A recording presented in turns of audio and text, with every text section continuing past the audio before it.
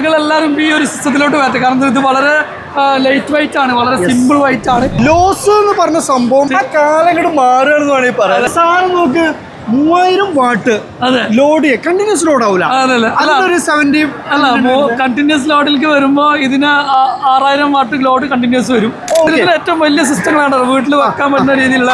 പിന്നെ മറ്റൊരു പ്രത്യേകതയാണല്ലേ batteryless using. അതെ, പാനൽ കൊടുക്കുക പ്ലസ് MPPT ഇൻവെർട്ടർ കണക്റ്റിംഗ് ഉണ്ടെങ്കിൽ നമുക്ക് ഇതില് ഔട്ട്പുട്ട് കിട്ടും അല്ലെ. വേറെ പ്രത്യേകത കൂടെ ഉണ്ട്. ഇത് ഇവിടെ വന്നിട്ട് നോക്കണ്ട, വൈഫൈ വഴി നമ്മളെ മൊബൈലില് എത്ര ഔട്ട്പുട്ട് എടുക്കേണ്ട, എത്ര യൂണിറ്റ് കിട്ടി, എല്ലാം നമുക്ക് ഇതിൽ എല്ലാം നോക്കാൻ പറ്റും. ഇത് ഇപ്പൊ ഈ ഒരു സിസ്റ്റം കണ്ടില്ലേ, ഇതിനകത്ത് അത്രയും ആ കാര്യങ്ങളാണുള്ളത്. IP21 വരുന്ന സിസ്റ്റമാണ്. ഇത് IP66 വരുന്ന മോഡലും ഉണ്ട്. പക്ഷെ എന്താ വെച്ചാൽ നമ്മൾ ഇപ്പൊ നമുക്ക് ശരിക്കും 66 ഇല്ലെങ്കിലും നമ്മളെ ഇൻഡോർ പർപ്പസിന് IP21 ധാരാളമാണ്. ഈ ഒരു ഭാഗത്ത് അത് പ്രധാനപ്പെട്ട സംഭവമാണ്, ഫിൽറ്ററിന്റെ സംഭവം അല്ലേ.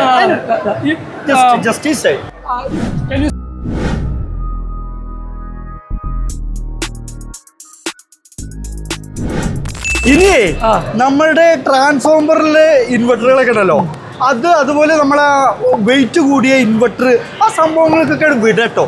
കാരണം ലോസ് എന്ന് പറഞ്ഞ സംഭവം ഇൻവെർട്ടർ നമുക്ക് അറിയാലോ 30% ലോസാണ്.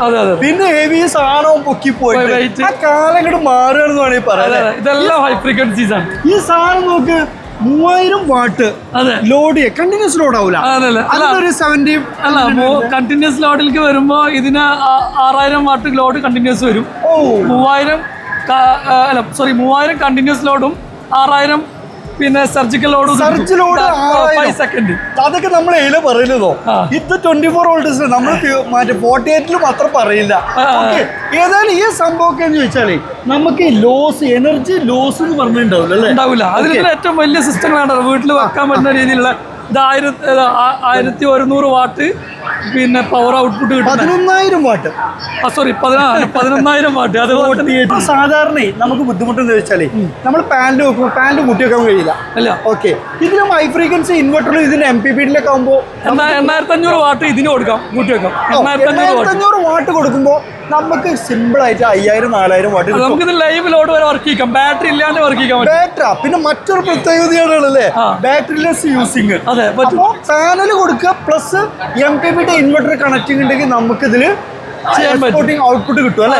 ഇതിന്റെ ഒരുപാട് മോഡൽസ് ഉണ്ട്. ഇതിന് കുറച്ച് വലിയ മോഡലാണ് ഇത് വരുന്നത്.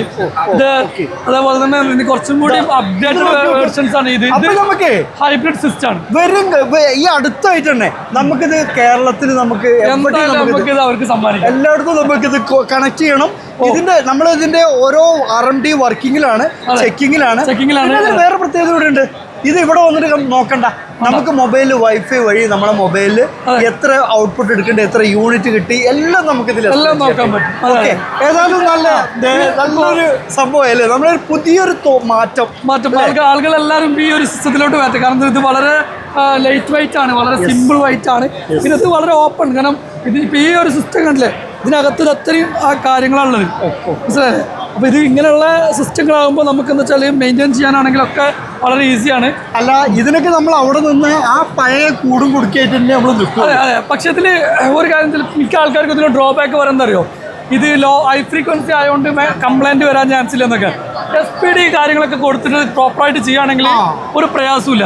ഇത്രയും നമ്മൾ 48 വോൾട്ട് സിസ്റ്റം ഒക്കെ നമ്മൾ ചെയ്യുമ്പോൾ AC surge protect, DC surge protect, lining arrester, panel earthing കൊടുത്താൽ സേഫാണ്. പ്രോപ്പർ എർത്തിങ് മസ്റ്റാണ്. ഇപ്പോൾ പറഞ്ഞ പുതിയ വീടുകൾക്കൊക്കെ എന്തായാലും പ്രോപ്പർ ആയിട്ടുള്ള എർത്തിങ് ഉണ്ടായിരിക്കും. പിന്നെ നമ്മൾ ഇതിപ്പോൾ IP20 എന്ന് പറഞ്ഞ മോഡലിൽ വരുന്ന IP21 വരുന്ന സിസ്റ്റമാണ്. ഇത് IP66 വരുന്ന മോഡലും ഉണ്ട്. പക്ഷെ എന്താ വെച്ചാൽ നമ്മൾ ഇപ്പൊ നമുക്ക് ശരിക്കും 66 ഇല്ലെങ്കിലും നമ്മളെ ഇൻഡോർ പർപ്പസിന് IP21 ധാരാളമാണ്.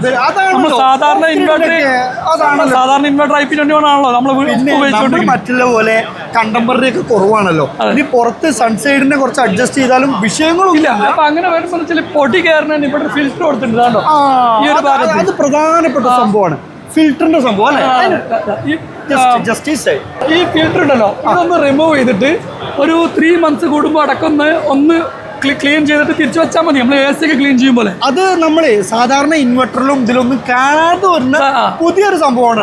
അത് വരുമ്പോൾ മോയ്സ്ചറും പൊടിയൊന്നും വല്ലാണ്ട് കയറാത്തതുകൊണ്ട് ഇതിന്റെ ലൈഫ് ഒരു 5-10 വർഷം സുഖമായിട്ട് പോകും. മറ്റേന്ന് വെച്ചിട്ടുണ്ടെങ്കിൽ ഇതിന് നമ്മളൊരു 2 to 3 year 5 years വാറണ്ടി കൊടുക്കും. അതിൽ സക്കിയാണ്, അതിലൂടെ സക്കിയാണ്. ഇതിലൂടെയാണ് ഇത് എയർ എടുക്കുന്നത്, ആ പുറത്തിലൂടെ എയർ തള്ളുക ചെയ്യുന്നത്. ഏതായാലും നമ്മളിവിടെ വീഡിയോ അവസാനിപ്പിക്കുകയാണ്. ഇതുപോലെ തന്നെ നല്ല നല്ല ഇൻഫോർമേറ്റീവ് ആയിട്ടുള്ള വീഡിയോ ആയിട്ട് നമുക്ക് വീണ്ടും വരാം. അതിനോടൊപ്പം തന്നെ നമ്മളെ ക്യാമറ ചെയ്തുകൊണ്ടിരിക്കുന്നത് ഇതിന്റെ മെയിൻ ആളാണ് MD. ഓക്കെ, ഏതായാലും വലിയ സന്തോഷം. My name is Rich. Yeah, okay, nice to see you. And she is the salesperson. Okay, thank you. Thank you so much Thank you. for this video.